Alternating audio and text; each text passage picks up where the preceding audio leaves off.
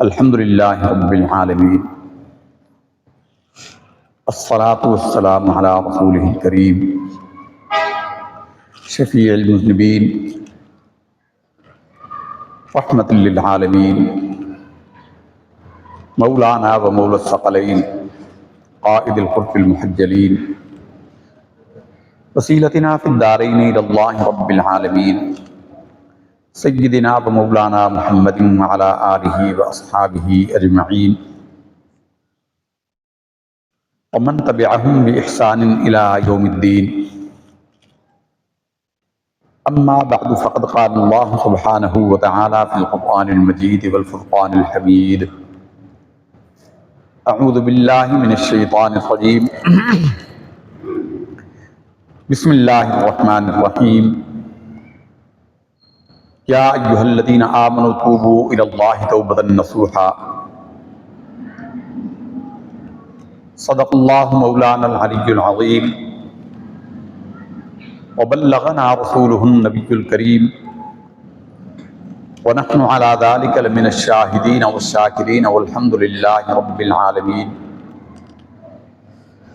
وقال اللہ سبحانہ وتعالی فی مقام آخر فی شان حبیبہ مخبرا وآمرا صلی اللہ علیہ وسلم۔ اعوذ باللہ من الشیطان الرجیم، ان اللہ وملائکتہ یصلون علی النبی یا ایہا الذین آمنوا صلوا علیہ وسلموا تسلیما۔ اللہم صل علی سیدنا ومولانا وحبیبنا وشفیعنا محمد وعلی آل سیدنا ومولانا وحبیبنا وشفیعنا محمد بعدد کل ذرۃ مئۃ الف الف مرۃ مبارک وسلم، وصل علی جمیع اخوانہ من النبیین والصالحین۔ مولاي صل وسلم دائما ابدا على حبيبك خير الخلق كلهم، والحبيب الذي ترجى شفاعته لكل هول من الاهوال مقتحم۔ محترم سامعین اور حاضرین، ماہانہ پروگرام کے سلسلے میں آج کی یہ تقریب منعقد کی گئی ہے، اور یہ وہ محفل پاک ہے جس میں شریک ہونا بذات خود ایک بہت بڑی سعادت ہے۔ حدیث شریف کے اندر ہے کہ دنیا سے تو بہرحال سب کو جانا ہے، رب کے حضور پیش ہونا ہے۔ فرمایا کہ زندگی کی ہر ساعت انسان کے لیے باعث حسرت و ندامت ہوگی، افسوس کا باعث ہوگی، ہر وہ گھڑی جس میں اللہ اور اللہ کے رسول کا ذکر نہ ہو۔ اس محفل کا یہ بھی بہت بڑا فائدہ ہے، بہت فائدے ہیں۔ یہ بھی بہت بڑا فائدہ ہے کہ اتنی دیر ہم اللہ اور اللہ کے رسول اور اللہ کے پسندیدہ کاموں کی محفل میں، ذکر پاک کی محفل میں موجود ہیں، گناہوں سے بچے ہوئے ہیں، اللہ کے گھر میں بیٹھے ہوئے ہیں، اللہ کے نبی اور اللہ تعالیٰ کے نیک بندوں کی باتیں سنتے ہیں جو ہمیں عمل پر ابھارتی ہیں۔ یہ وہ ساعتیں ہیں جو آخرت میں حسرت و ندامت کا سبب نہیں بنیں گی، بلکہ یہ گھڑیاں ہمارے لیے سعادت کا باعث بنیں گی، اور قبول ہو جائیں تو اللہ تعالیٰ کی رحمت سے امید ہے کہ نجات کا باعث بھی ہو جائیں گی۔ ہم دنیا میں ان محفلوں کی قدر نہیں کرتے، اور جب ان کی قدر ہوگی تو اس وقت ہمیں یہ محفلیں نصیب نہیں ہوں گی۔ اللہ رب العزت بندوں کو ایمان کے بعد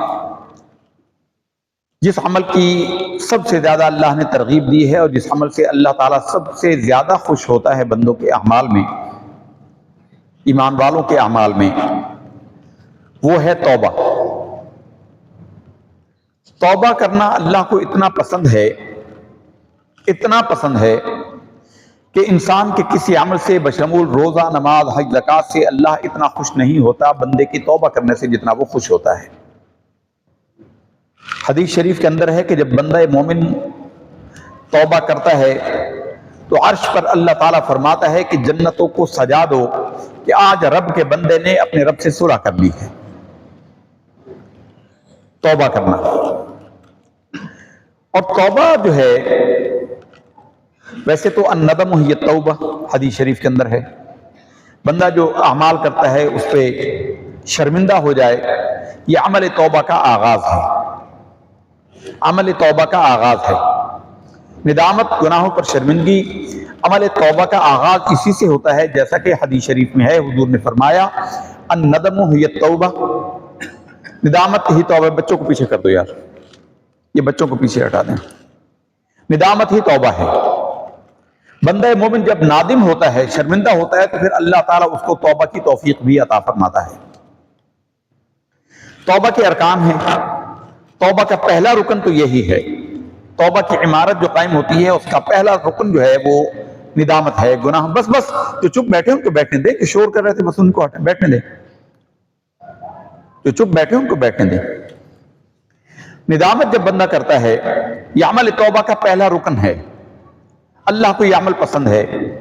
اس کے بعد بندہ زبان سے اظہار کرتا ہے۔ لفظ توبہ کا معنی ہے رجوع کرنا۔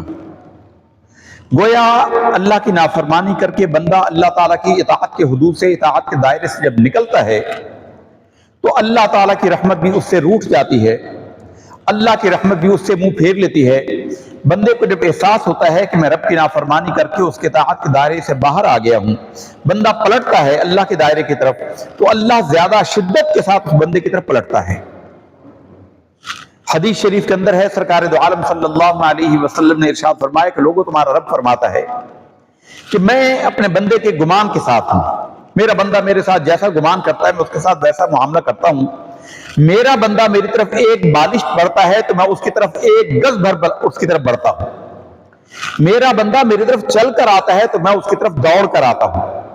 یہاں استعارے ہیں، اللہ دوڑنے سے پاک ہے، ایسے نہیں کہ جیسے ہم دوڑ رہے ہیں، بچے دوڑ رہے ہیں، ایسے دوڑنا نہیں ہوتا۔ مراد یہ ہے کہ بندہ تو آہستہ آہستہ رب کی طرف رجوع کرتا ہے۔ رب اتنا کریم ہے کہ وہ اتنی سرعت کے ساتھ، اتنا جلدی اپنے بندے کی طرف متوجہ ہوتا ہے رحمت کے ساتھ۔ اس لیے فرمایا کہ بندہ جو ہے وہ تائب ہے، تائب ہے، لیکن اللہ تواب ہے۔ تواب بہت مبالغے کا صیغہ ہے، تائب کثرت کا صیغہ ہے، بہت توبہ کرنے والا۔ اور ذرا قرآن مجید میں ترتیب کو اندازہ لگائیے کہ توبہ کرنا اللہ کو کتنا پسند ہے، کہ اللہ نے عبادت گزاروں پر، روزہ داروں پر، حج کرنے والوں پر، زمین پر سیر کرنے والے، اور بعد نے کہا کہ حج کرنے والے، ان سب پر اللہ نے فوقیت دی ہے توبہ کرنے والے کو۔ ارشاد فرمایا التائبون العابدون الحامدون السائحون الراکعون الساجدون الآمرون بالمعروف والناہون عن المنکر والحافظون لحدود اللہ وبشر المؤمنین۔ اللہ کے پسندیدہ بندے وہ ہیں جو تائبین ہیں۔ التائبون، سب سے پہلے اللہ نے توبہ کرنے والوں کا ذکر کیا، والعابدون، اور عبادت والوں کا ذکر بعد میں کیا ہے۔ التائبون، العابدون، الحامدون، اللہ کی حمد کرنے والے، اللہ کی تعریفیں کرنے والے، ان کا ذکر بعد میں کیا ہے۔ السائحون، بعد نے کہا کہ اس سے مراد ہے حج کرنا، بعد نے کہا کہ اللہ کے ذکر کے لیے جگہ جگہ پھرنا۔ الراکعون، رکوع کرنے والے، الساجدون، سجدہ کرنے والے، الآمرون بالمعروف، اچھائی کا حکم دینے والے، برائی سے منع کرنے والے، ان سب پر اللہ نے فضیلت جو دی ہے وہ توبہ کرنے کو دی ہے۔ توبہ کرنا اللہ کو بڑا پسند ہے۔ بندہ توبہ کرے، اللہ کی رحمت اس کی طرف تیزی سے متوجہ ہوتی ہے۔ تو پہلا رکن ہے ندامت، دوسرا ہے زبان سے اس کا اقرار کرنا کہ اے اللہ مجھے اپنی غلطی پر ندامت ہے اور میں اپنے گناہ سے معافی مانگتا ہوں، توبہ کرتا ہوں، تیری طرف رجوع کرتا ہوں، اور اس کے بعد بقدر امکان اس کی تلافی کرے اور آئندہ کے لیے اس گناہ سے بچنے کا عزم بالجزم کرے۔ 4 رکن بیان کیے گئے ہیں توبہ کے، یہ صوفیاء نے بیان کیے ہیں، اللہ والوں نے بیان کیے ہیں۔ توبہ کے 4 رکن ہیں، پہلا ندامت، دوسرا اظہار توبہ، تیسرے اس گناہ کو چھوڑ دینا اور آئندہ کے لیے عزم بالجزم کرنا، پکا ارادہ کرنا۔ بہت سارے لوگ کہتے ہیں آئندہ کے لیے گناہوں سے بچنے کا عہد کرے۔ امام غزالی رحمت اللہ تعالی علیہ نے اس کا انکار کیا ہے۔ امام غزالی رحمت اللہ تعالی علیہ نے کہا کہ بندے کو آئندہ پل کا پتہ نہیں، ہم آئندہ کل کی گارنٹی نہیں دے سکتے، کوئی بھی نہیں دے سکتا، اس لیے عہد کرنا، جب بندہ عہد کرتا ہے اور وہ عہد ٹوٹ جائے گا تو عہد کے توڑنے کا گناہ بھی اس کے سر ہو جائے گا۔ اس لیے فرمایا کہ آئندہ کے لیے عزم بالجزم، پکا ارادہ کرے اور اللہ سے مدد و توفیق مانگے اور اس گناہ کی بقدر امکان تلافی کرے۔ یہ نہیں کہ ہم نے گناہ کے کام کیے، ناجائز طریقے سے ذرائع سے ہم نے دولت اکٹھی کر لی، لوگوں کے حق مار لیے، سب کچھ پہ قبضہ کر کے پھر بیٹھ کر تسبیح پھیرتے رہیں اور توبہ توبہ کرتے رہیں، یہ توبہ نہیں ہے، یہ توبہ کا مذاق اڑانا ہے۔ تو یہ 4 ارکان ہونا ضروری ہے۔ قرآن مجید فرقان حمید میں رب کریم نے ارشاد فرمایا ہے، یا ایھا الذین آمنوا توبوا الی اللہ توبۃ نصوحا عسی ربکم ان یکفر عنکم سیئاتکم، اے ایمان والو اللہ کے حضور توبہ ایسی کرو جیسے توبۃ النصوح ہوتی ہے۔ توبۃ النصوح، نصوح کا لفظی معنی ہے نصیحت والی، اخلاص والی۔ خیر خواہی عربی میں نصیحت کہتے ہیں خیر خواہی کو، اور اخلاص کو، خالص اللہ کے لیے توبہ کرنا، اس پر کوئی جبر نہ ہو، اس کو کوئی پریشانی نہ ہو، وہ اپنے عزم اور ارادے سے اللہ تعالیٰ کے حضور توبہ کرے۔ تو یہ انسان کو یہ صفت جو توبہ کی ہے اخلاص والی، یہ کسی مرشد اور رہنما کے بغیر حاصل نہیں ہوتی۔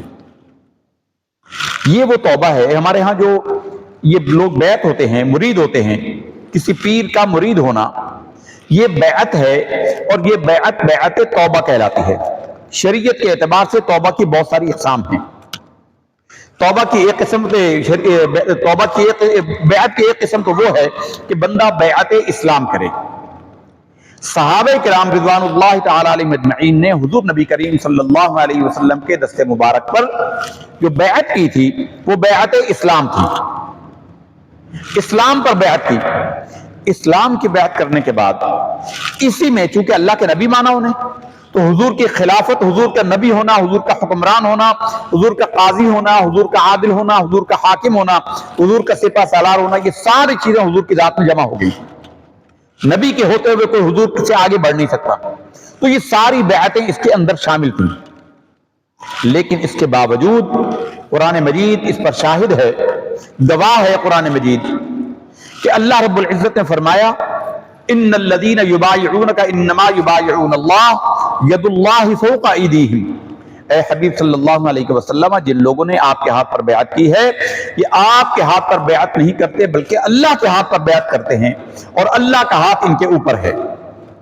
اب وہ تھے مومن جنہوں نے بیعت کی تھی، یہ بیعت جہاد تھی، یہ بیعت صلح حدیبیہ کے موقع پر بیعت جہاد تھی۔ اور بیعت توبہ، قرآن مجید فرقان حمید میں اللہ رب العزت نے ارشاد فرمایا، یا ایھا النبی، اے نبی صلی اللہ علیہ وسلم، اذا جاءک المؤمنات، جب ایمان والی عورتیں آپ کے پاس آ جائیں، اذا جاءک المؤمنات یبایعنک، آپ ان کو بیعت کریں، یعنی مومن عورتیں آئیں۔ اب ایمان کے بعد یہ بیعت توبہ ہے، یہ بیعت توبہ ہے۔ تو یہ جو بیعت ہم کرتے ہیں، مرید بن جاتے ہیں کسی پیر صاحب کے، کسی کے، یہ بیعت دراصل بیعت توبہ ہوتی ہے۔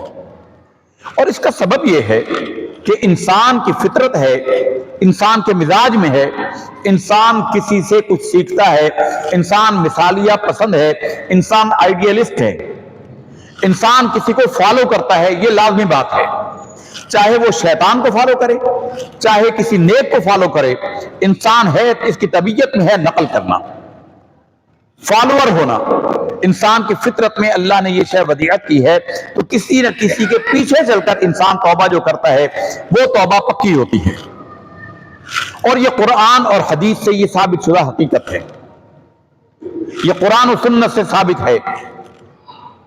قرآن مجید میں اللہ رب العزت نے جو فرمایا توبۃ النصوح، یہ اسی طرح حاصل ہو سکتی ہے جب کسی اللہ والے کے ہاتھ پر ہم توبہ کرتے ہیں۔ توبۃ النصوح کا مولانا روم نے ایک مثالیہ بیان کیا، ایک مثال کے ذریعے اس کو سمجھایا۔ توبۃ النصوح مثنوی کے اندر، دنیا کی 4 عظیم ترین کتب میں ایک کتاب ہے مثنوی۔ علماء فرماتے ہیں کہ دنیا کی ہر کتاب کی کاپی کی جا سکتی ہے، ہر کتاب کی مثل کتاب لکھی جا سکتی ہے سوائے ان 4 کتابوں کے، قرآن مجید، صحیح بخاری شریف، ہدایہ شریف جو فقہ حنفی کی کتاب ہے، فقہ میں فقہ حنفی کی بڑی کتاب ہے ہدایہ، اور چوتھے مثنوی مولانا روم، مثنوی شریف مولانا روم کی، جلال الدین رومی رحمت اللہ تعالی علیہ، ان کی کتاب مثنوی۔ علماء کے حلقے میں اس کے لیے ایک شعر کہا جاتا ہے اس کی اہمیت کو واضح کرنے کے لیے کہا جاتا ہے مثنوی معنوی از مولوی ہست قرآن در زبان پہلوی.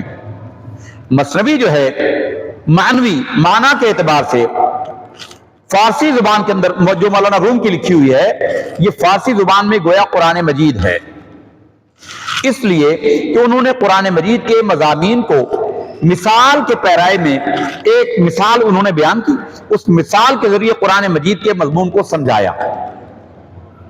یہ ہم نے ابھی بیان کیا نا، انسان مثالیہ پسند ہے. انسان کے سامنے کوئی بات کریں وہ کہے گا جی سمجھ نہیں آئی، پھر آپ کسی مثال سے اس کو جو واضح کرتے ہیں تو وہ بات اس کے ذہن میں بیٹھتی ہے. یہ فطرت انسانی ہے. تو مثنوی کے اندر انہوں نے قرآن مجید کے مضامین کو مثال کے ذریعے ایک کہانی بیان کی، ایک واقعہ بیان کیا اور اس کی تفسیر میں قرآن مجید کے اس مضمون کو بیان کیا. تو توبۃ النصوح کو انہوں نے اس طرح بیان کیا کہ انہوں نے کہا کہ ایک فردی واقعہ بیان کیا. نصوح نام کا ایک شخص تھا، نصوح نام کا ایک شخص تھا اور نوجوان تھا، داڑھی مونچھ ابھی نہیں نکلی تھی، قریب البلوغ تھا، اور اس کو ایک بری عادت پڑ گئی. اور بری عادت یہ تھی کہ وہ عورتوں میں رہنا پسند کرتا تھا، عورتوں کے قریب رہنے کا اسے بڑا شوق تھا، حسین و جمیل تھا. تو اس نے لڑکی کا روپ دھارا اور بادشاہ کے دربار میں ملازمت کے لیے پہنچ گیا. عورت بن کر بادشاہ کے دربار میں وہ پہنچ گیا اور بادشاہ سے کہا کہ جو آپ کی کنیزیں ہیں، آپ کی ملکائیں ہیں، آپ کی جو بیویاں ہیں، ان کی خدمت کے لیے مجھے ملازمت پر رکھ لیں. بادشاہ نے، حسین و جمیل تھا، طور اتوار جانتا تھا، شائستہ زبان تھا، اچھی گفتگو کرتا تھا، اچھے طور اتوار تھے، اٹھنے بیٹھنے کا آداب سے واقف تھا. بادشاہ نے اس کو لڑکی جان کر، عورت سمجھ کر اپنے حرم میں شامل کر لیا، اپنے دربار میں، کنیزوں میں، اپنی بیویوں میں اس کو شامل کر لیا، ان کی خدمت پر رکھ لیا. اب وہ چونکہ جو ملکائیں تھیں، اس کی بیویاں تھیں، وہ سمجھتی تھی کہ یہ عورت ہے، اسی کے سامنے وہ غسل بھی کر لیتی تھی، ان کے سامنے کپڑے بھی بدل لیتی تھی، اور یہ حظ اٹھاتا تھا، مزے اٹھاتا تھا. عورت بن کر چھپا رہا. زمانہ گزر گیا، ڈرتا تھا کہ کہیں پکڑا نہ جاؤں، لیکن خواہش نفس اتنی غالب آ گئی کہ وہ ہٹتا نہیں تھا. چسکا پڑ جائے نا گناہ کا، اللہ معاف فرمائے جس کو. تو مولانا فرماتے ہیں کہ زمانہ گزر گیا، کسی پر اس کا بھید نہیں کھلا، ڈرتا رہتا تھا. ایک دن اللہ کا کرنا یہ ہوا کہ ملکہ کی، جو بادشاہ کی چہیتی ملکہ تھی، اس کا ہیروں کا ہار گم ہو گیا، اس کا کوئی زیور گم ہو گیا. ڈھونڈیا پڑی، تلاش شروع ہوئی، پورا محل چھان مارا، وہ ہار نہیں ملا.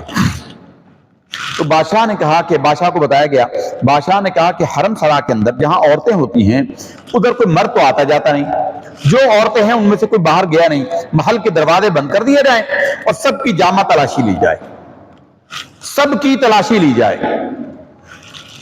سب کی تلاشی. جب اس نے سنا، وہ نصوح نام کا شخص، وہ لڑکا، وہ گھبرا گیا.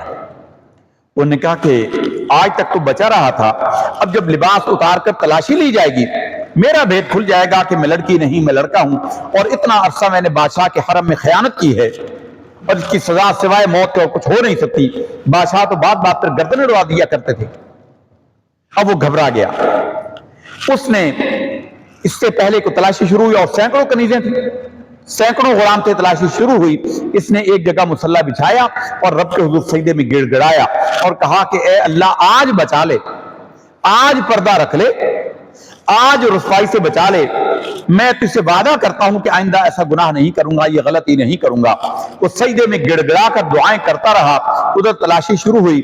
اس سے پہلے کہ اس کی باری آتی، اس سے پہلے کہ 4-5 خواتین میں سے ایک سے وہ ہار نکل آیا. یوں باقیوں کی تلاشی موقوف ہو گئی، باقیوں کی تلاشی رک گئی اور اس کی پردہ دری ہونے سے یہ بچ گیا. جب تلاشی ہو گئی، ہار مل گیا، اس کے بعد اس نے ریزائن کر دیا، اس نے استعفیٰ دے دیا اور اس نے کہا کہ بس جی میں اب یہاں ملازمت نہیں کر سکتی. عورت بنا ہوا تھا.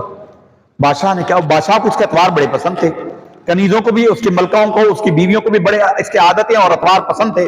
انہوں نے بڑا زور لگایا، بڑی منتیں کی، بڑی پیسوں کی آفر کی، لیکن اس نے کہا بس بادشاہ سلامت، جو ہو گیا ہو گیا، میں اب ملازمت نہیں کروں گی، اور یہ استعفیٰ دے کر چلا آیا. تو مولانا اس حکایت کو بیان کر کے فرماتے ہیں کہ لوگوں، ایمان والو، توبہ کرو جیسے نصوح نے توبہ کی تھی، کہ پھر اس گناہ کے قریب نہ جاؤ. پھر اس غلطی کے قریب نہ جاؤ. مولانا شیخ سعدی رحمۃ اللہ تعالی علیہ فرماتے ہیں کہ سجادہ سباحہ تیرے ہاتھ میں ہے، تسبیح تیرے ہاتھ میں ہے، لب پہ ہے توبہ توبہ توبہ توبہ، اور دل جو ہے وہ گناہ کا شوق رکھتا ہے، گناہ سے بھرا ہوا ہے. اور یہ تو جو تیری توبہ ہے اس پر توبہ بھی شرمسار ہو گئی کہ یہ کیسی توبہ کرتا ہے. تو اس کے لیے ضروری ہوتا ہے کوئی ایسا مرشد پکڑا جائے، ایسا شیخ پکڑا جائے جو متقی پرہیزگار ہو، اس کے سامنے جا کر اللہ کو گواہ بنا کر، اس کو گواہ بنا کر اللہ کے حضور توبہ کی جائے. یہ توبہ پختہ ہوتی ہے اور توبہ کی قبولیت کی زیادہ قریب ہوتی ہے.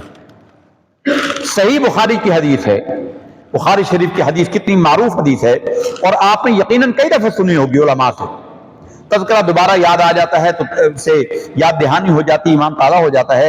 امام بخاری نے بخاری شریف کے اندر ایک حدیث بیان کی ہے. ایک بڑا بدماش آدمی تھا، بڑا قاتل تھا، اس نے بڑے لوگوں کو قتل کیا. ایک دن اللہ کی رحمت اس کی طرف متوجہ ہوئی. وہ تنہائی میں بیٹھا، اس کے ضمیر نے اسے ملامت کی اور کہا کہ اللہ کے بندے تجھے خدا کا خوف نہیں آیا؟ ایک انسان کی جان کتنی قیمتی ہے اللہ کے ہاں. حدیث شریف کے اندر ہے تمام دنیا کا بنا کر مٹا دینا اللہ کے نزدیک اس بات سے ہلکا ہے کہ کسی بے گناہ کو قتل کیا جائے. ایک جان کی قیمت ہے کہ پوری دنیا اللہ تعالی مٹا دے، تب بھی وہ دنیا کا مٹانا اللہ کے نزدیک ہلکا ہے بنسبت اس بات کے کہ بندہ کسی بے گناہ کی جان لے. اس کے دل میں اللہ نے یہ بات ڈالی، اس کو شرمندگی ہوئی. الندم ہی توبہ، یہ ندامت یہی تو توبہ ہے. اب ندامت ہوئی، اس نے کہا بیٹھ کر حساب تو کروں کتنے قتل کیے ہیں. اس نے اب گنتی شروع کی، 1 2 3 4 5 6، تو گنتے گنتے گنتے گنتے اس کی گنتی جو ہے وہ 99 تک پہنچ گئی. 99 بندے وہ قتل کر چکا تھا، 99 بندے اس نے قتل کیے تھے. اب وہ گھبرا گیا کہ اتنے قتل، ایک قتل پر اللہ نے اتنی وعید بیان کی ہے، میں نے تو 99 قتل کیے ہیں، میرا کیا بنے گا؟ تو حدیث شریف کے اندر ہے وہ بڑا نادم ہوا اور دوڑا کسی کی طرف. مولوی صاحب کے پاس، پرانے زمانے کے بنی اسرائیل کی روایت ہے، یہ حضور نے بیان کی ہے، بخاری شریف کے اندر ہے. سرکار فرماتے ہیں کہ وہ ایک مولوی صاحب کے پاس پہنچا، اس زمانے کے ایک عالم کے پاس پہنچا اور عالم کو کہا کہ جناب بتائیے کہ کسی انسان کا قتل کرنا کتنا بڑا جرم ہے؟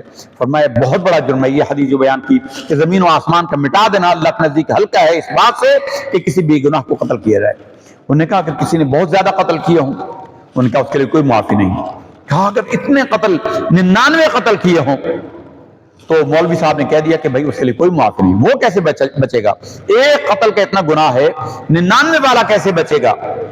تو فجزاؤہ جہنم، من قتل مؤمنا متعمدا فجزاؤہ جہنم خالدا فیہا، جس نے کسی مسلمان کو بے گناہ قتل کیا اس کی جزا ہے ہمیشہ کا جہنم میں رہنا، ہمیشہ کا جہنمی. اور تو نے 99 قتل کیے، تیرے لیے تو نجات نہیں ہے. اس کو پیش آ گیا. انہوں نے کہا 99 تو ہیں، چلو مولوی صاحب کو بھی بھڑکا دو، 100 سینچری تو پوری کرو نا. اس نے مولوی صاحب کو بھی بھڑکا دیا، قتل کر دیا. قتل تو کر بیٹھا لیکن پھر ندامت غالب آ گئی. ندامت غالب آئی. اب لوگوں سے پوچھا کہ قریب میں کوئی نیک بندہ ہے، میں اس کے پاس جاؤں اور اللہ کی بارگاہ میں توبہ کروں. یہ ہے کسی شیخ کے پاس جا کر توبہ کرنا اور الگ جگہ پر بیٹھ کر توبہ کرنے کا فرق. تو بتایا گیا کہ فلاں بستی میں اللہ کا ایک نیک بندہ ہے، اللہ کا ایک ولی ہے، اس کے پاس چلا جا، وہ تجھے کوئی راستہ بتائے تو بتائے. اب یہ اس کی طرف چلا. اب اللہ کا کرنا یہ ہوا کہ بستی سے، جس بستی میں اس نے آخری قتل کیا تھا اس سے نکلا ہی تھا، اور وہ بستی دور تھی جہاں اسے جانا تھا، کہ وہ موت آ گئی، قیام اجل آیا، وہیں گرا اور فوت ہو گیا، وہ مر گیا. جب وہ مرا تو حدیث شریف کے اندر ہے کہ عذاب اور جنت کے رحمت کے فرشتے بیک وقت آ گئے اس کی روح کو لینے کے لیے. عذاب کے فرشتے آئے، انہوں نے کہا کہ یہ قاتل ہے، اس نے اتنے قتل کیے ہیں، اس کو عذاب کی طرف لے کر جانا ہے ہم نے. اور جو جنت والے رحمت والے فرشتے تھے انہوں نے کہا نہیں، یہ توبہ کرے ارادے سے چل پڑا تھا، یہ توبہ کرنے جا رہا تھا اور اللہ کا وعدہ ہے کہ توبہ کرنے والے کو وہ معاف کر دیتا ہے کیسے ہی گناہ نہ ہو. اس نے جو عذاب والے فرشتے تھے انہوں نے کہا جس نے توبہ کی نہیں، توبہ کے ارادے سے چلا تو تھا لیکن ابھی توبہ کی نہیں تھی، اس کے لیے معافی نہیں ہے، ہم اس کو عذاب کی طرف لے کر جائیں گے. جب ان کا فرشتوں کا آپس میں تکرار بڑھی، رب کے حضور فریاد پہنچی، رب کی بارگاہ میں عرض کیا گیا کہ اے اللہ، اب اس کے ساتھ کیا معاملہ کریں؟ وہ جماعت بھی آ گئی ہے، ہم بھی آ گئے ہیں، اس کو کدھر لے کر جانا ہے؟ رب نے فرمایا کہ جھگڑو نہیں، زمین کی پیمائش کر لو، زمین کی پیمائش کر لو، جہاں اس نے آخری گناہ کیا ہے وہ زمین قریب ہے یا اللہ کا وہ نیک بندہ قریب ہے جس کی بارگاہ میں یہ جا کر توبہ کرنے والا تھا؟ اور جیسا کہ بیان کیا گیا کہ اب یہ قتل کر کے نکلا ہی تھا، یہ جگہ قریب تھی، یعنی گناہ کی جگہ قریب تھی، رحمت والی جگہ دور تھی جہاں اللہ کا ولی رہتا تھا۔ تو اللہ تعالیٰ نے اب یہ فرشتے پیمائشیں کر رہے ہیں، اللہ نے ادھر کی زمین کو حکم دیا کہ زمین تو لمبی ہو جا، پھیل جا، اور ادھر کی زمین کو کہا کہ تو سمٹ جا۔ فلہذا جب پیمائش کی گئی تو جہاں اللہ کا نیک بندہ تھا زمین کا وہ حصہ قریب ہو گیا، اور یہ حصہ جہاں اس نے گناہ کیا تھا یہ زمین پھیلا دی گئی، اس کا فاصلہ زیادہ ہو گیا۔ فرشتوں نے کہا کہ دیکھا رحمت کے فرشتوں نے کہ ہماری زمین کم ہے، فلہذا اس کو اللہ کی رحمت میں ہم داخل کرتے ہیں۔ یوں اللہ تعالیٰ نے اس پر رحمت فرما دی اور اس کی توبہ قبول ہو گئی۔ یہ ہے کسی بندے کے پاس پہنچ کر توبہ کرنا۔ یہ جو مرشد کے پاس بیعت کی جاتی ہے اس کی اصل یہی ہے، اس کی حقیقت یہی ہے کہ کسی اللہ والے کی بارگاہ میں بیٹھ کر جب کوئی انسان بیعت ہوتا ہے تو مرشد جو ہوتا ہے وہ اس سے توبہ کرواتا ہے، اس کو وظائف دیتا ہے، فرائض کی ادائیگی کی تلقین کرتا ہے، گناہوں سے بچنے کا حکم کرتا ہے۔ حکم اللہ ہی کا ہوتا ہے، لیکن بندے کی فطرت ہے کہ جب کسی کو جواب دہ ہونا ہو، ہم آخرت کو بھول جاتے ہیں نا، گناہ اس لیے کرتے ہیں کہ آخرت کو بھول جاتے ہیں۔ دنیا میں جب شیخ کے سامنے جانا ہوتا ہے، شیخ حساب پوچھتا ہے، ہاں بھی میں نے وظیفہ بتایا تھا، کیا کر رہے ہو؟ پڑھ رہے ہو یا نہیں؟ نمازوں کا حال کیا ہے؟ عبادات کا حال کیا ہے؟ ریاضتوں کا حال کیا ہے؟ تو بندے کو جواب دہ ہونے کی وجہ سے گناہوں سے بچا رہتا ہے۔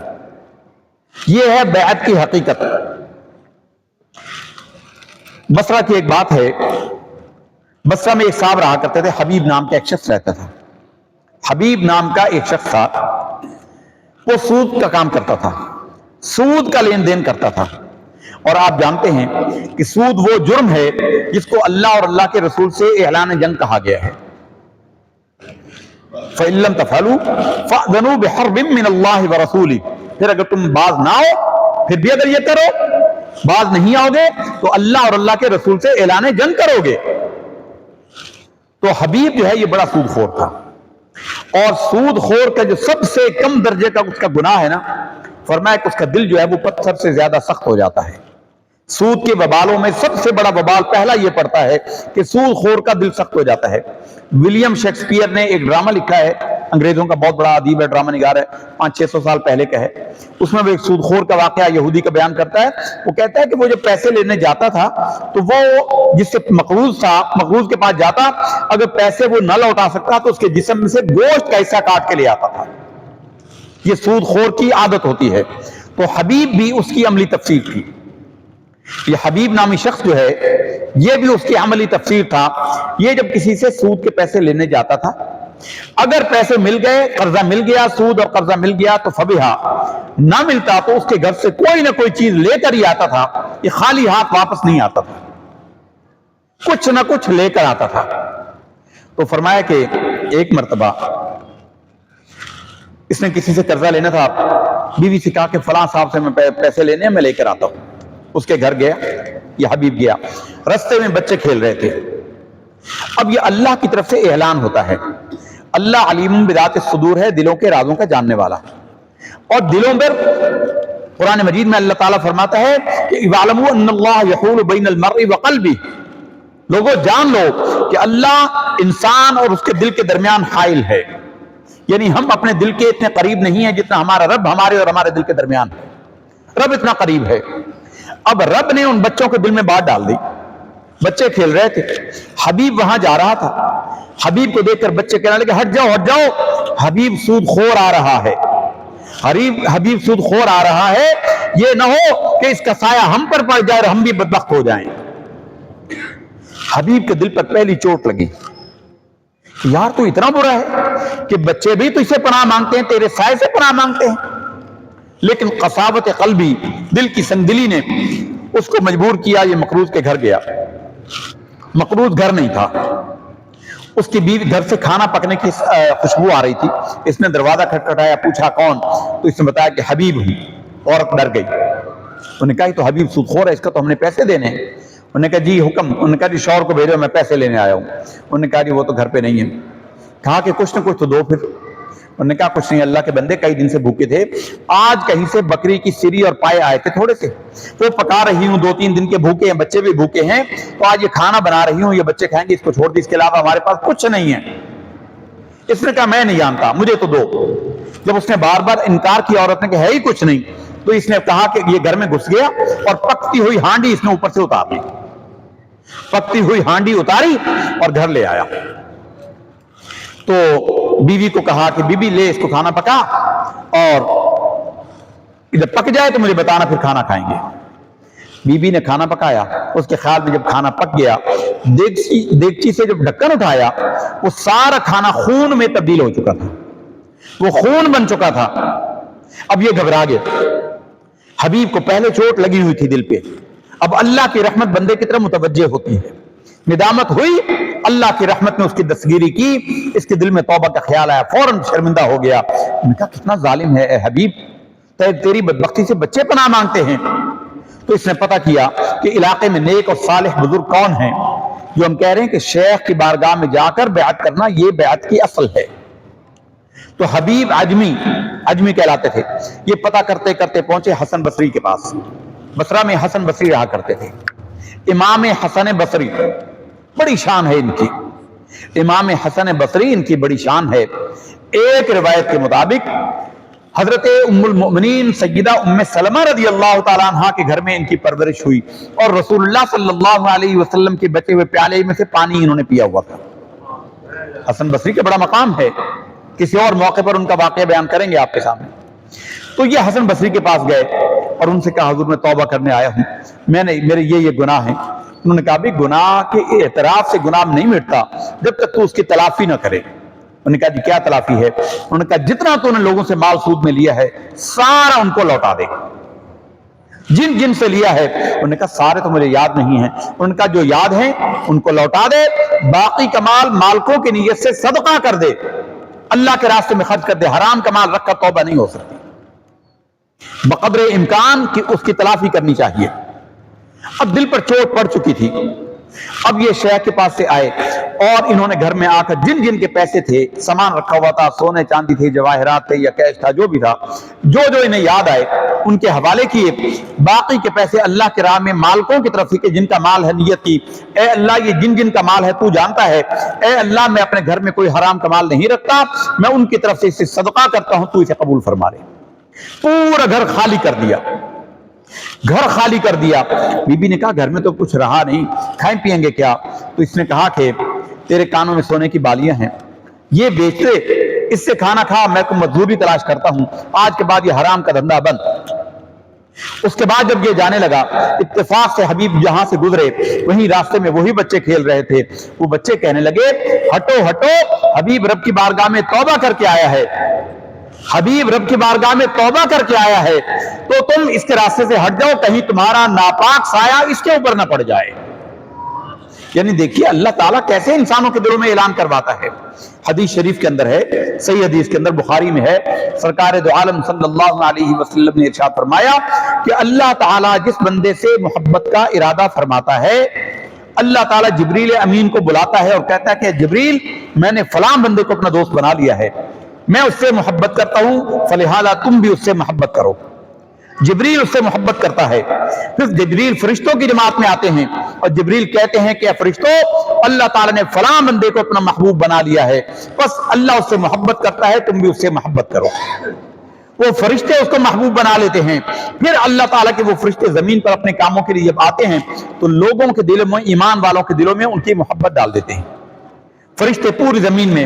قرآن مجید میں اللہ رب العزت نے اس مضمون کو بیان کیا ہے, ان الذین آمنوا وعملوا الصالحات سیجعل لهم الرحمن ودا, بے شک ایمان والے اور اچھے عمل کرنے والے وہ ہیں کہ جن کے لیے عنقریب رحمان ان کے لیے محبت لوگوں کے دلوں میں رکھ دے گا.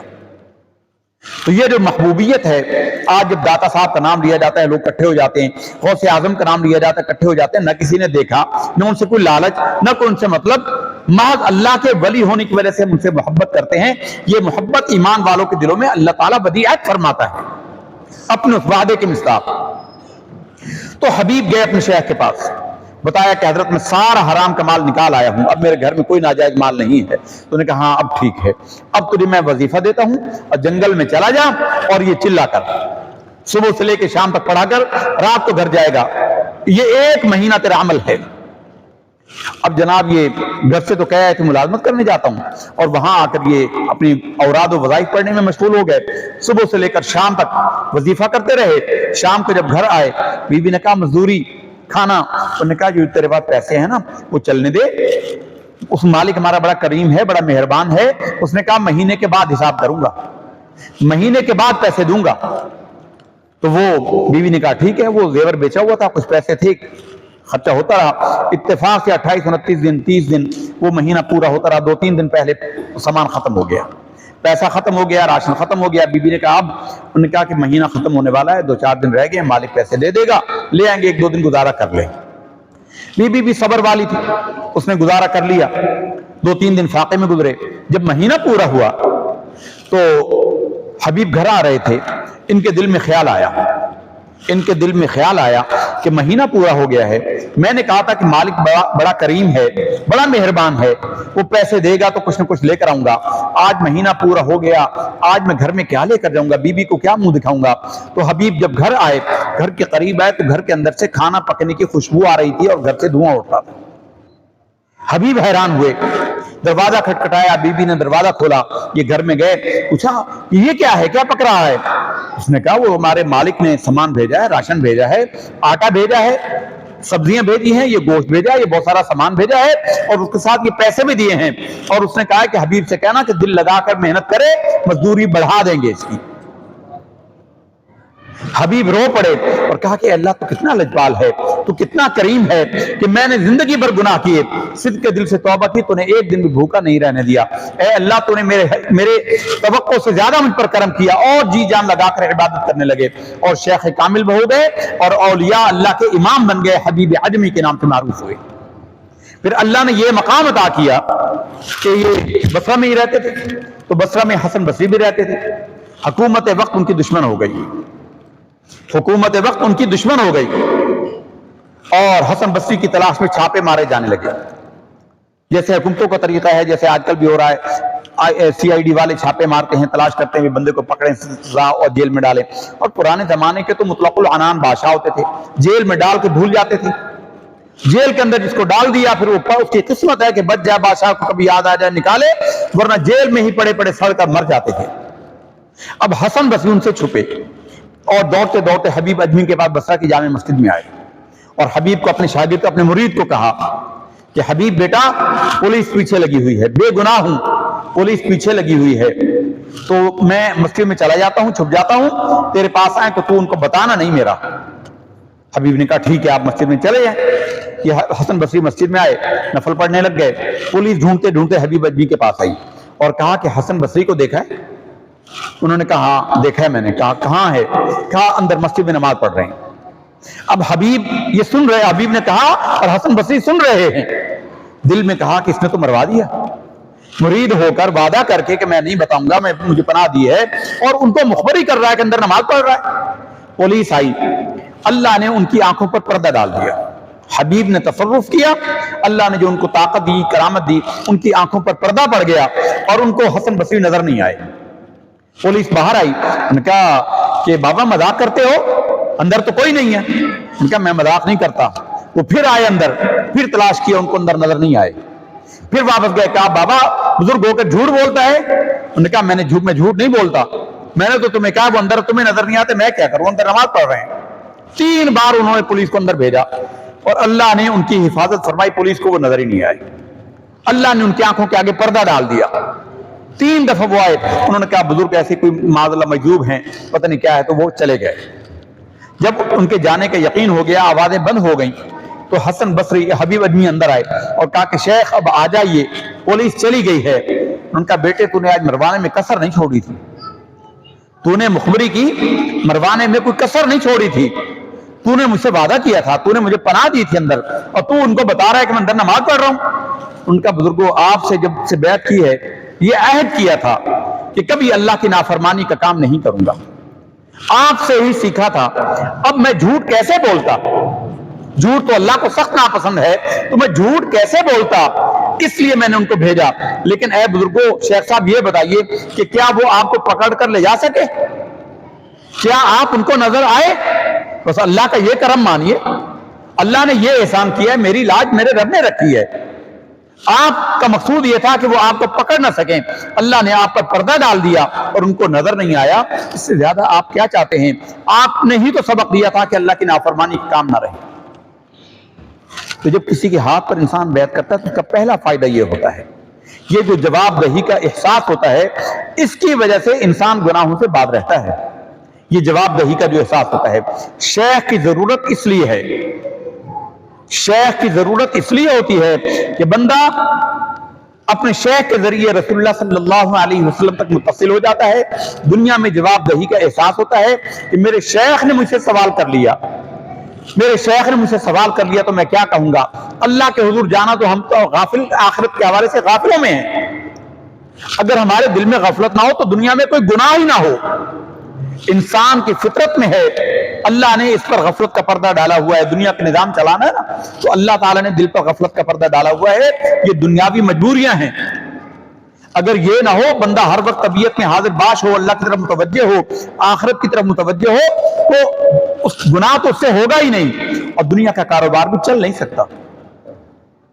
حضرت حنظلہ رضی اللہ تعالیٰ عنہ، آخری بات بیان کر کے بات کو ختم کرتے ہیں۔ حضرت حنظلہ رضی اللہ تعالیٰ عنہ بڑے پائے کے صحابی ہیں، بڑے درجے کے صحابی ہیں۔ حنظلہ نام کے دو صحابی ہیں، ایک تو حنظلہ ہیں غسیل الملائکہ، غزوہ احد میں جو شہید ہوئے تھے، جن کو فرشتوں نے غسل دیا تھا، وہ الگ ہیں۔ یہ دوسرے حنظلہ ہیں، بیٹھے ہوئے تھے، پتہ نہیں دل پر کیا کیفیت وارد ہوئی اور نعرہ مارا زور سے، نافق حنظلہ، حنظلہ منافق ہو گیا، حنظلہ منافق ہو گیا۔ چلانے لگے، حنظلہ منافق ہو گیا، برباد ہو گیا، حنظلہ منافق ہو گیا، برباد ہو گیا۔ اب وہ حضرت صدیق اکبر ابو بکر رضی اللہ تعالیٰ عنہ وہاں آئے، انہوں نے کہا حنظلہ کیا ہو گیا ہے؟ تو کیسے منافق ہے؟ تو تو پکا سچا سرکار کا جانثار ہے، صحابی رسول ہے، تو کیسے منافق ہو سکتا ہے؟ اس نے کہا کہ اے ابو بکر رضی اللہ تعالیٰ عنہ، بات یہ ہے کہ میں یہاں بیٹھا ہوا تھا اور میں نے اپنے دل کی کیفیت پر غور کیا۔ جب ہم رسول اللہ صلی اللہ علیہ وسلم کی خدمت اقدس میں حاضر ہوتے ہیں تو ہمیں اللہ اور اللہ کے رسول اور آخرت کے سوا کوئی شے سوجتی ہی نہیں۔ ہم جنت اور دوزخ کے احوال کو جانتے ہیں، اللہ اور اللہ کے رسول کی باتیں ہوتی ہیں، ہمیں دنیا میں کوئی شے یاد ہی نہیں آتی۔ لیکن جیسے ہی ہم حضور کی محفل سے اٹھ کر آتے ہیں تو ہمیں بیوی بچوں کی یاد آ جاتی ہے، کاروبار کی یاد آ جاتی ہے، دنیا کے معاملات یاد آ جاتے ہیں، پھر ہم حضور کی محفل کو بھول جاتے ہیں۔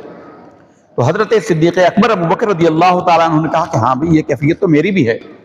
عمر آئے، دو تین اور صحابی آئے، سب کے سامنے جب یہ بات پیش کی گئی، ہم خلاصہ بیان کر رہے ہیں، تو سب نے کہا ہاں بھئی یہ تو ہماری بھی کیفیت ہے کہ حضور کے پاس جب بیٹھتے ہیں تو اللہ اور اللہ کے رسول کے سوا کوئی بات یاد ہی نہیں آتی۔ آخرت کی یاد ہوتی ہے، جنت کا سوال ہوتا ہے، جنت کی نعمتوں کی باتیں ہوتی ہیں اور دوزخ کے عذاب کا ذکر ہوتا ہے، ہم ڈر رہے ہوتے ہیں، ہمیں کوئی اور چیز بیوی بچے بھی یاد نہیں آتے۔ لیکن جب ہم حضور کے پاس سے ہو کر آ جاتے ہیں، اب بیوی بچے یاد آتے ہیں، دنیا کے کاروبار یاد آتے ہیں، دنیا کی باتیں یاد آتی ہیں۔ تو مجھے بتاؤ کہ یہ دو کیفیتیں، یہ دوہرے معیار، کیا یہ منافقت نہیں ہے؟ سب نے کہا ہاں یار یہ تو ہماری بھی حالت ہے، جو سنتا وہ کہتا ہماری بھی یہی حالت ہے۔ سب لوگ جمع ہو گئے، حضور کی بارگاہ میں آئے، سرکار دو عالم صلی اللہ علیہ وسلم کو سارا ماجرا گوش گزار کیا اور کہا یا رسول اللہ صلی اللہ علیہ وسلم، یہ حنظلہ ایسے ایسے بیٹھا کہہ رہا تھا، جب میں نے اس سے پوچھا تو اس نے یہ جواب دیا ہے، جب میں نے اپنے دل کو ٹٹولا تو یہاں بھی یہی حالت تھی۔ تو میں نے کہا یہ تو بڑی خطرناک کیفیت ہے، تو اے اللہ کے رسول ہماری اس اشکال کو دور کیجیے۔ سرکار نے فرمایا کہ اے میرے صحابہ، تم پکے سچے مومن ہو، تم پکے سچے مومن ہو۔ تو کہا یا رسول اللہ یہ دل کی دو رنگی، فرمایا کہ یہ اللہ تعالیٰ نے کاروبار دنیا کو چلانا ہے، اس لیے تمہارے دل پر غفلت کا پردہ ڈال دیتا ہے اور وہ باتیں تمہیں، وہ کیفیتیں بھول جاتی ہیں۔ اگر وہ کیفیت اللہ تم پر مستقل طاری کر دے تو اللہ کی قسم تم اپنے بستروں میں ہوگے اور فرشتے آسمانوں سے قطار اندر قطار اتر کر تم سے مصافحے کریں گے۔ وہ یہ ہمارے اندر غفلت ہوتی ہے، یہ غفلت کی وجہ سے ہم سے گناہ سرزد ہوتے ہیں، رب کی نافرمانی کے کام سرزد ہوتے ہیں۔ اس لیے شیخ کی بارگاہ میں حاضری، شیخ کا پکڑنا، پھر شیخ کی بارگاہ میں حاضری دینا، اور شیخ جو وظیفے بتاتے ہیں ان وظیفوں پر مداومت کرنا، اس پر استقامت کرنا، یہ گناہوں سے بچنے کا ذریعہ بھی ہوتا ہے اور دل کے زن کو دور کرنے کا بھی، اور گناہوں سے متنفر کرنے کی بھی کیفیت اسی سے طاری ہوتی ہے۔ اس لیے ہم یہ کہتے ہیں کہ شیخ پکڑنا ضروری ہے۔ بایزید بسطامی رضی اللہ تعالی عنہ ان کا یہ قول ہے، بہت سارے لوگ جہالت میں سے حدیث بیان کر دیتے ہیں کہ حضور نے فرمایا، یہ اصلاً بایزید بسطامی کا قول ہے کہ جس کا کوئی شیخ نہیں ہے شیطان اس کا شیخ ہوتا ہے، شیطان اسے برگلا لیتا ہے۔ شیخ ایک مرکز ہوتا ہے، اس قلعے سے بندہ بندہ رہتا ہے، اس کے ساتھ گڑا رہتا ہے، اور وہ شیخ کو ہاتھ دیتا ہے، شیخ اپنے شیخ کے ہاتھ میں ہوتے ہوتے ہوتے ہوتے رسول اللہ صلی اللہ علیہ وسلم تک یہ سلسلہ متصل ہو جاتا ہے، بندہ متصل السند ہو جاتا ہے۔ تو عزیزان گرامی، اس پوری گفتگو کا حاصل یہ ہے کہ کسی اللہ کے نیک بندے کے ہاتھ میں اپنا ہاتھ دے دینا چاہیے، متصل السند ہو، صحیح العقیدہ ہو۔ صحیح العقیدہ ہونا ضروری ہے، پہلی شرط ہے مسلمان ہو صحیح العقیدہ، بد عقیدہ کبھی اللہ کا ولی ہو نہیں سکتا۔ چنانچہ اولیاء اللہ کی پوری تاریخ اٹھا کر دیکھ لیجئے، جو لوگ اللہ کے ولی ہونے کی حیثیت سے معروف ہیں وہ سب کے سب اہل سنت و جماعت ہیں۔ کوئی بد عقیدہ کسی اور جماعت کا وہ اللہ کا ولی نہیں ہے۔ تو صحیح العقیدہ ہو، متصل السند ہو، متقی پرہیزگار ہو، یہ شاہ محمود قریشی اور یوسف رضا گیلانی کی طرح کا پیر نہ ہو، داڑھی مونچھ منڈے ہوں، شریعت کے اعلانیہ خلاف ورزی کرتے ہوں، عورتوں سے بے پردہ ملتے ہوں، عورتوں کو چھوتے ہوں، وہ پیر نہیں ہوتے۔ شریعت کے مخالف کبھی پیر نہیں ہو سکتا۔ خلاف پیمبر کسے راہ گزید کہ خواہد بمنزل نہ ہرگز رسید۔ کوئی نبی صلی اللہ علیہ وسلم کے طریقے کے خلاف چلے اور سمجھے کہ منزل کو پہنچ جائے گا، ہرگز نہیں پہنچ سکتا، جو خود نہیں پہنچ سکتا۔ جنید بغدادی رضی اللہ تعالیٰ عنہ کے زمانے میں ایک صاحب تھے، پیر کی حیثیت سے بڑے معروف تھے، سینکڑوں اور ہزاروں متعلقین اور مریدین تھے، رش لگا رہتا تھا، نماز کا وقت ہوتا نماز نہیں پڑھتا تھا، نماز نہیں پڑھتا تھا۔ لوگ اسے کہتے تو وہ کہتے، وہ مریدین آگے آڑے آ جاتے، وہ کہتے ہمارے شیخ بڑے پہنچے ہوئے ہیں، بڑے پہنچے ہوئے ہیں۔ تو جنید بغدادی رضی اللہ تعالیٰ عنہ کو کہا گیا کہ حضور وہ فلاں ایک بزرگ ہے، اس کے مریدین سینکڑوں ہزاروں ہیں لیکن وہ نماز نہیں پڑھتا۔ وہ جب اسے کہا جائے تو ان کے مریدین لڑنے لگ جاتے ہیں، وہ کہتے ہیں ہمارے شیخ بڑے پہنچے ہوئے ہیں۔ تو جنید بغدادی رضی اللہ تعالیٰ عنہ نے فرمایا کہ ہاں وہ سچ کہتا ہے کہ وہ پہنچا ہوا ہے، لیکن پوچھو تو کہاں پہنچا ہوا ہے؟ وہ جہنم میں پہنچا ہوا ہے۔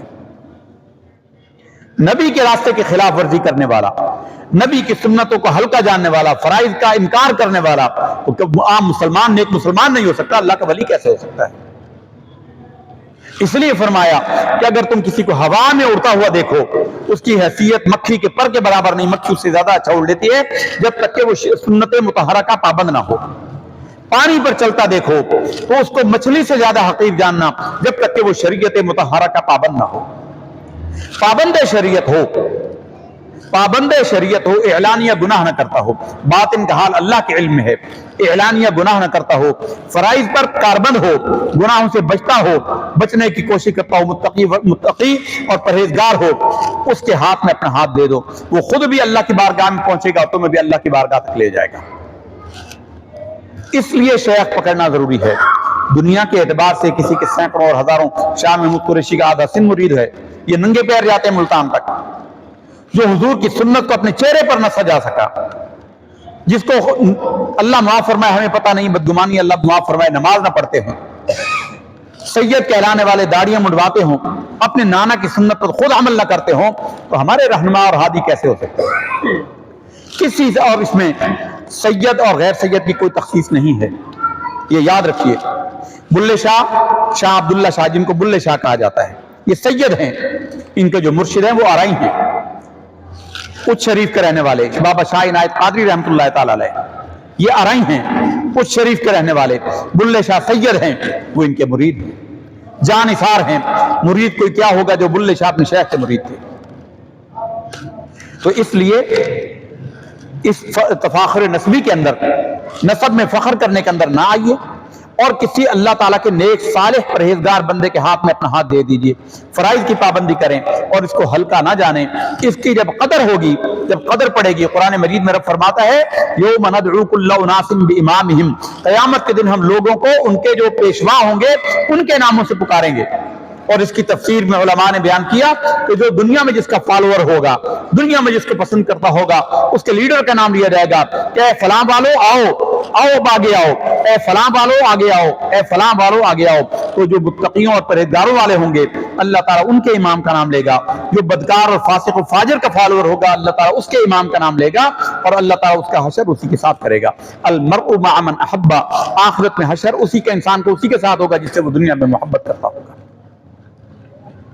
اس لیے اللہ تعالیٰ کے نیک بندوں کے ساتھ ہو جائیں، ان کا راستہ اختیار کریں، بیعت کو اتنا ہلکا نہ لیجئے، یہ بہت انسان کے نجات کے لیے بہت ہی ضروری ہے اور اللہ تعالیٰ کی بارگاہ میں بڑا مقبول عمل ہے۔ اب تو بدعقیدگی کا زمانہ آ گیا، اب تو جیسا ہم نے جمعے کی گفتگو میں بھی کہا تھا کہ خدا بندہ یہ تیرے سادہ دل بندے کدھر جائیں کہ درویشی بھی عیاری ہے سلطانی بھی عیاری، درویش بھی تسمیاں گھیریں اور کہیں کہ کس کو پکڑیں، وہ محاورہ اردو کا ہے تسبیح پھیروں کس کو گھیروں، تسبیح اس لیے پکڑتے ہیں کہ لوگ گھیر کر ہمارے پاس آئیں اور لوگوں کو کھینچ کر لاتے آؤ تو میرا مرید ہو جا، تو میرا مرید ہو جا۔ بزرگوں کا یہ طریقہ نہیں تھا، بزرگ حق الامکان اجتناب کرتے تھے کہ یہ میرا مرید نہ ہو۔ اللہ تعالیٰ سے دعا ہے کہ ہمیں کسی صاحب نظر سے ملاقات کروا دے اور ہمارا دنیا اور آخرت میں ہمارا بیڑا پار کرا دے، دنیا اور آخرت میں ہمارا حشر اور نشر اپنی بارگاہ کے نیک اور سچے لوگوں کے ساتھ وابستہ فرما دے، اور اللہ تعالیٰ فاسق و فاجر لوگوں سے محفوظ فرمائے، ہمارے ایمان ہمارے عقیدے کی حفاظت فرمائے، ہم سب کا جینا اسلام پر اور ہمارا خاتمہ ایمان پر فرمائے۔ وآخر دعوانا ان الحمد للہ رب العالمین۔